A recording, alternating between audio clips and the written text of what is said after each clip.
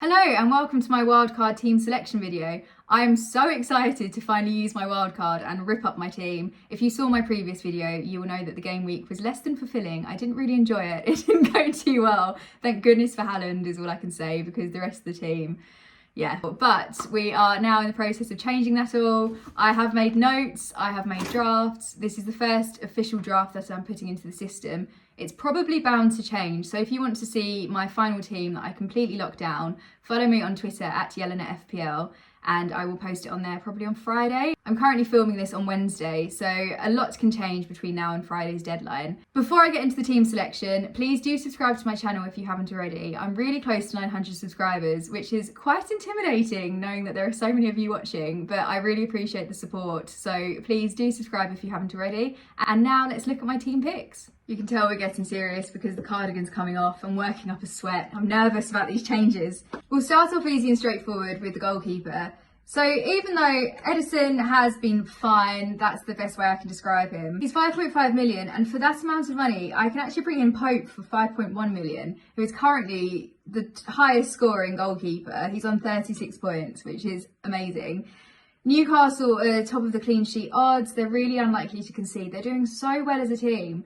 And Pope is just bringing in so many points. And I think there's a lot more potential with Pope to be in the double digits, which I'm really looking for in a goalkeeper. I did want to bring him in a lot sooner, but I'm not a massive fan of using a free transfer for goalkeepers. I think they're more useful to be utilised elsewhere. So I'm really pleased that I'm using my wildcard and can now bring in Pope. The next one, which is interesting and may come as a bit of a surprise to some of you, is I'm getting rid of Jesus.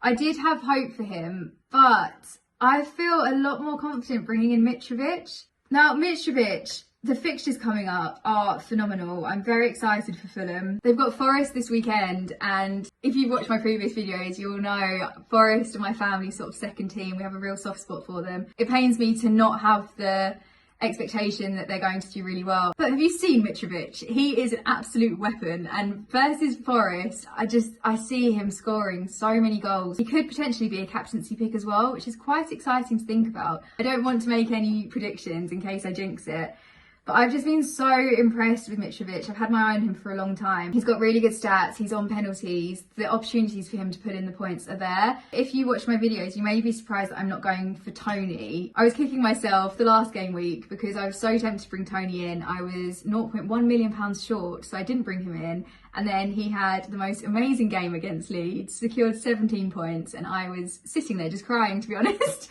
It didn't go too well. But Brentford's fixtures, yes, they've got Bournemouth in game week 9, so it will be tempting to bring in a Brentford player potentially for that.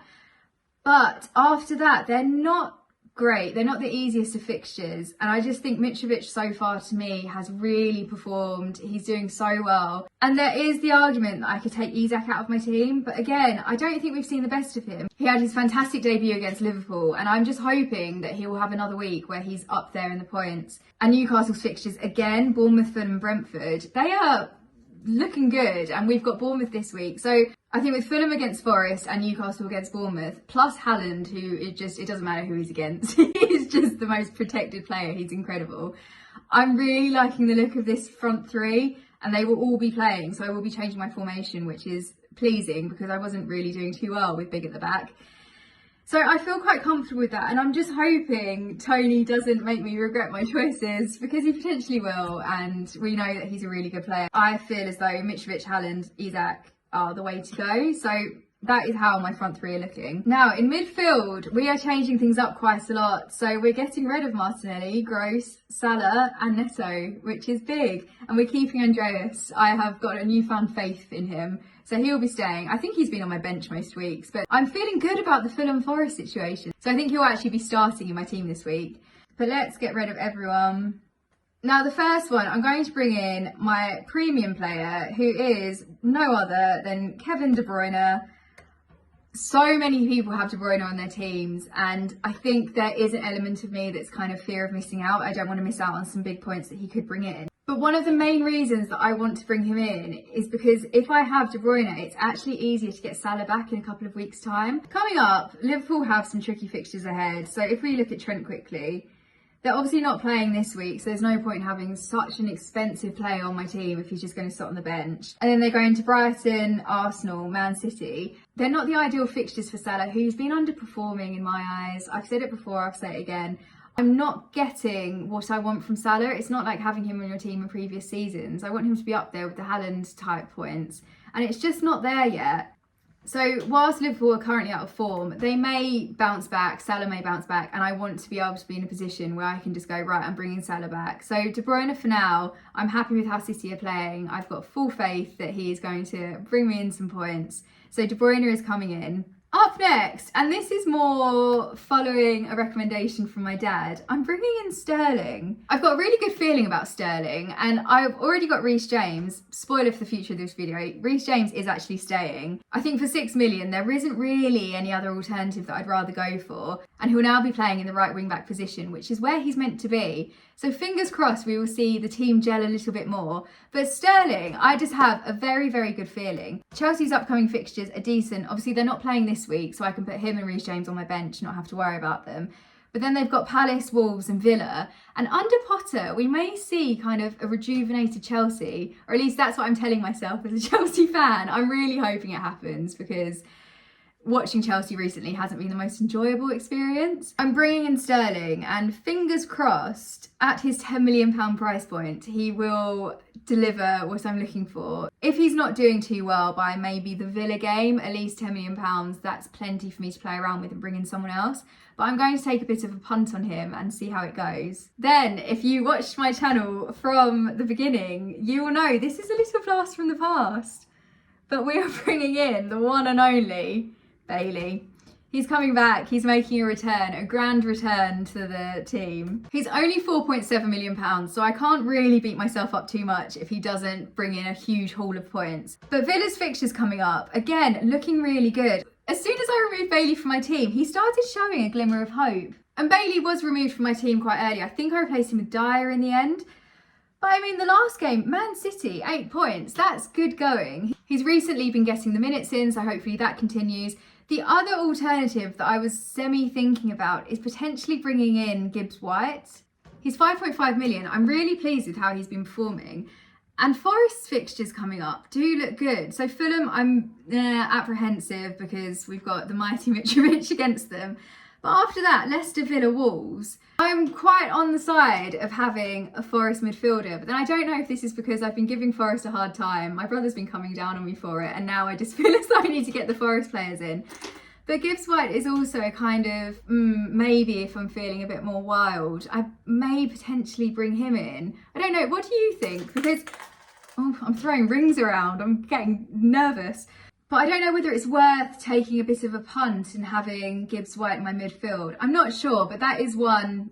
Keep it on the periphery, potentially, could be coming in. But for now, I'm going to stick with Bailey. And then we are bringing in an absolute bargain. Gordon, what a great name, Gordon, love it. 5.5 million. And again, welcome fixtures, West Ham, Southampton, Man United, and then probably bench for Spurs.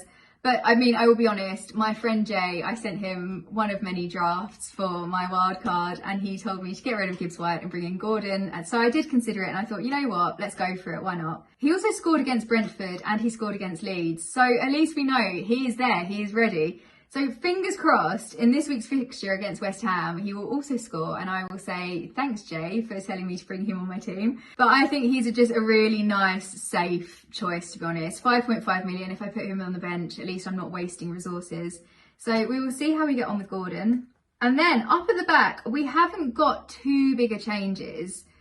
I've already touched on the fact that I will be keeping James, he'll be benched this week. I'm keeping Alexander-Arnold because I do want that Liverpool asset there. And so far, I've been happy with him, to be honest. Do I want a little bit more from him? Yes. The week that he played against Bournemouth and secured 17 points, I would happily take every single week. I keep repeating it, but he is all or nothing. So I think in the nothing weeks, I need to just hold off because he will then suddenly deliver an amazing amount of points. So I'm going to keep hold of Trent for now. One that I am not too keen on doing, but I feel as though I have to. I'm getting rid of Cancelo. But I will be replacing him with Trippier. Yes, this means I have got triple Newcastle players, which is big. But there is a reason for it, because up until the World Cup, when we get our unlimited transfers, they've just got such good fixtures, and he's got attacking potential, he's on set pieces, he creates chances. I think I would be absolutely kicking myself if I didn't have him on my team. So he is coming in, and I am very excited about it. And then I banged on and on and on in previous videos about bringing in Brighton players. I brought in Dunk. He scored an own goal. It wasn't a great start. And then it's just been very flat since. Brighton's fixtures aren't looking the healthiest, as I've touched on. And whilst Dunk started off the season strong when he wasn't on my team, I just haven't really seen too much from him. So I'm getting rid of Dunk. Now, my final pick, I was actually thinking of going back to my original roots and bringing in Perisic. I know he's a rotation risk, but he's still performing so well despite not getting the minutes in. But I am 0.2 million short, I think it is. I think he's 5.6 million and I have 5.4 remaining in the bank. So I think I'm actually going to go with Dyer. He's got 26 points so far in the season. I've had him on my team before. I know Spurs do have some tricky fixtures coming up. In game week 9, yeah, they're playing Arsenal. So I could potentially just shove Dyer on the bench. I think for this week, when my bench is quite full because games aren't going ahead, I'm quite happy to have Dyer on there, and I would like a Spurs defender. Spurs' defence is so good this season, and I'm remaining optimistic that they'll keep a clean sheet this weekend. So I'm putting Dyer in there, but I'm not entirely glued to Dyer. There are a few on my team. So if I have a look, Pope 100% nailed in, Trippier, yes. And then after that, probably Mitrovic is who I'm the most connected to that I brought in. And then the rest of them, I'll just see how they do and I can chop and change and see what happens. But that's how my team's looking so far. So do give me your comments. Oh, my voice cracked then. I'm so nervous. Do give me your comments and let me know how you think it's all looking. It's probably going to change at some point. I may bring in Gibbs White. I may get rid of Dyer, bring someone else in. There might be a better alternative. I'm not entirely sure. But this is how we're looking right now. And I've still got 0.4 million remaining in the bank, which is good. There you have it, my first draft of my wildcard team. I'm not 100% committed to this team. I think tomorrow I will probably look at it and there will be something glaringly obvious that I don't agree with anymore and I will change. But do let me know what you think of my team and whether there is someone I should bring in, who I should definitely keep. You can either comment below or tweet to me at Yelena FPL. I love hearing all of your suggestions. And also share with me your teams and who you're picking for captain, all that kind of stuff. As always, I will end this video by asking you to subscribe to my channel if you haven't already, get me closer to 1,000 subscribers, and then I will just be so happy. I will be posting my review video probably next Tuesday, where fingers crossed I will be celebrating a fantastic wildcard week, but I'm not holding out a huge amount of hope. But do subscribe and I will see you in the next video.